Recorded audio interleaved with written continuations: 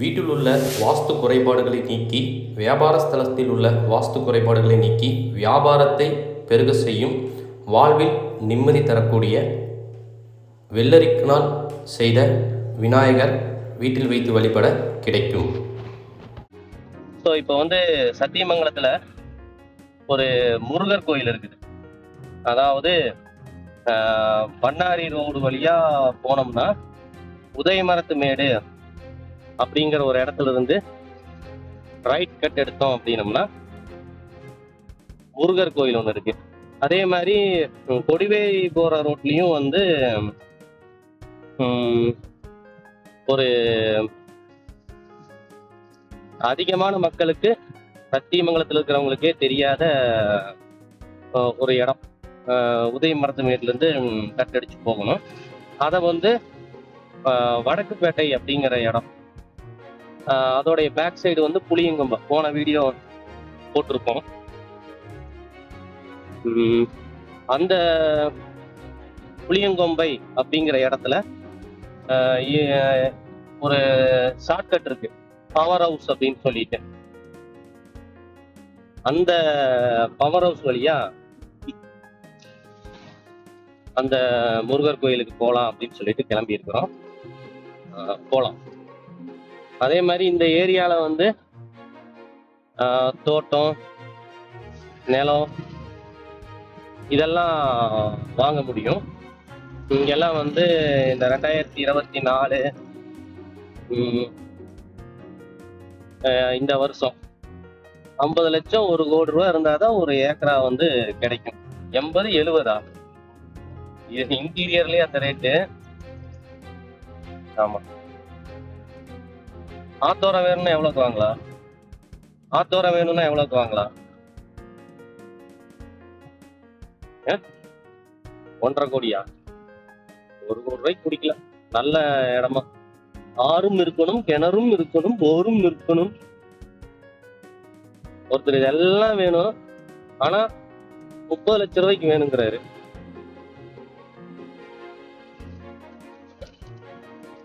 ஆத்துக்குள்ள வேணா இருக்குதுன்னு சொல்லிடலாமா?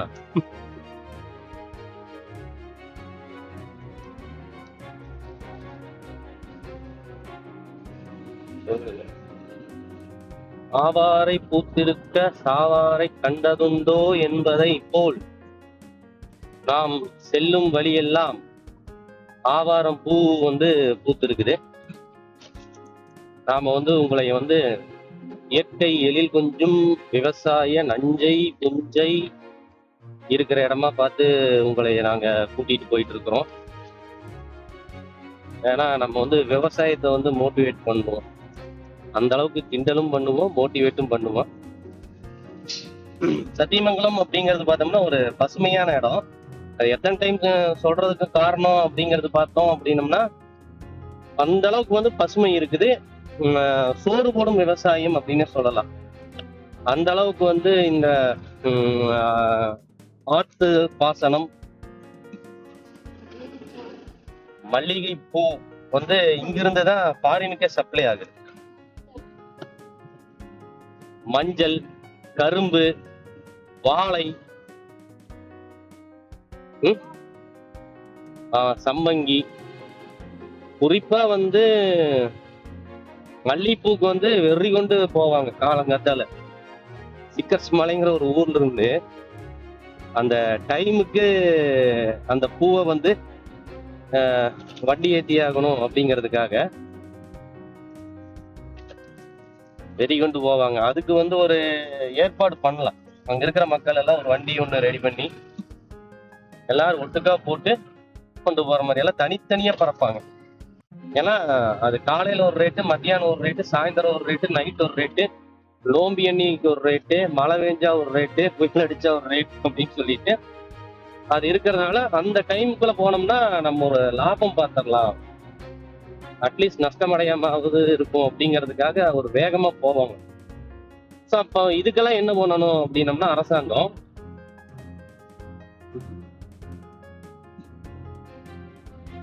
என்ன பண்ணணும்? இந்த மாதிரி ஸ்டெப் எடுக்கணுமா? அந்த ஸ்டெப் இல்லையா, ஒரு நடவடிக்கை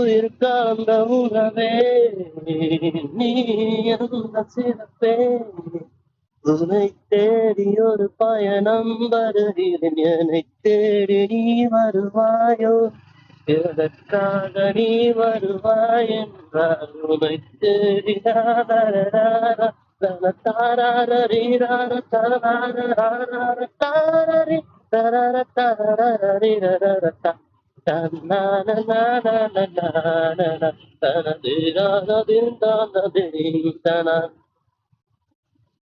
உன் பார்வையில் நீ பேசிடும் நீ காட்டிடும் ஒரு சிறு புன்னகைக்காக நாள் தோறும் காத்திருக்கும் வாலிபன் தான் நானே தன தாரரரரரரரரை திரரரரரரரரை தனநான தானான தானனா தின தின தானதே தாமதேம் தன தனத்தோம் தனத்ததினதீம் தனத்ததினதாம் தனத்ததின தந்தானனா தோம் தனித்ததினதம் ததித்ததினதாம் ததித்தானதின் தானனா அந்த இடத்துக்கு தான் வந்துட்டோம்னு நினைக்கிறோம் நல்லபடியாக வாழ துடிக்கிறோம் ஹே, ஹே, ஹே, ஹே, ஹே.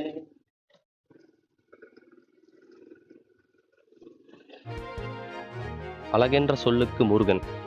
ஸோ ஒரு பசுமையான இடத்துல சத்தியமங்கலத்தில் இப்படி ஒரு முருகர் கோயில் இருக்கிறது கொஞ்சம் பேத்துக்கு தான் தெரிஞ்சிருக்கும், நிறையா பேத்துக்கு வந்து தெரியாது. ஸோ இது வந்து உதயமரத்து மேடுலேருந்து உள்ளே வரணும். அதோடைய இயற்கை காட்சிகளை நீங்கள் பாருங்கள். நல்ல ஒரு மரம், சாயந்தர நேரம், காலையில் நேரம் அப்படின்னு சொல்லிட்டு எந்த நேரம் வந்தாலும் நமக்கு வந்து மனசுக்கு நிம்மதி தரக்கூடிய வகையில் இயற்கை சூழல்ல அமைஞ்சிருக்கும்.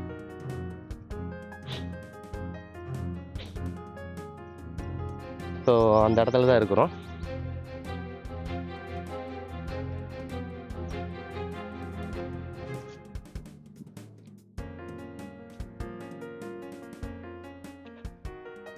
முருகர் கோயிலுடைய சிறப்பே வந்து படிக்கட்டு. குன்று இருக்கும் இடத்தில் எல்லாம் குமரன் இருப்பான் அப்படிங்கிறது. இதை பற்றி பெட்டவாய்த்தலா காரில் உட்காந்துட்டு பேசின வீடியோ பார்த்தீங்க அப்படின்னம்னா தெரியும்.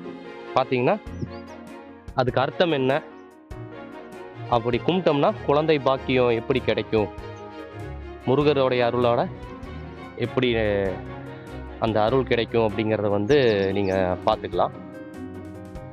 ஸோ நீங்கள் எந்த ஒரு முருகர் கோயில் போனாலும் படியேறி போங்க. பைக்கில் போகிறதுக்கு ஃபெசிலிட்டி இருந்தாலும் ஒரு தடவை 2 தடவை அந்த மாதிரி போயிட்டு அதுக்கப்புறம் எப்போ போனாலும் நீங்கள் வந்து நடந்து போகிறதுக்கு வந்து முயற்சி பண்ணுங்கள். இந்த இந்து மதத்தில் இருக்கும் அனைத்து வழிபாட்டு முறைகளும் பக்தர்களை நடக்க வைக்கிறதுக்காகத்தான் உருவாக்கி இருக்கிறாங்க.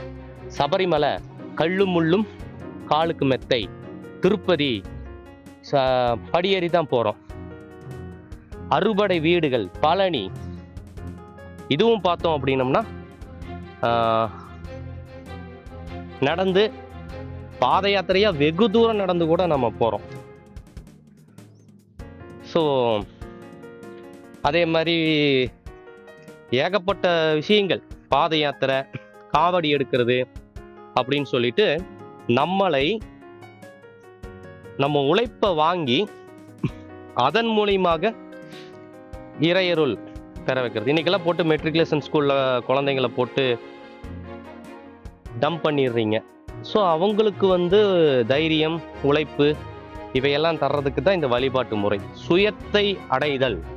ஒரு காலத்தில் கிலோமீட்டர் கணக்க எத்தனையோ கிலோமீட்டர் நடந்து உருவான நமது வழிபாட்டு இது. ஸோ இவ்வளோ படிக்கட்டு நம்ம மேலே ஏறி போனோம்னா அந்த கோயிலை வந்து ரீச் பண்ணிடலாம். கோயில் வந்து இறைபணி நடந்துட்டு இருக்கிறது.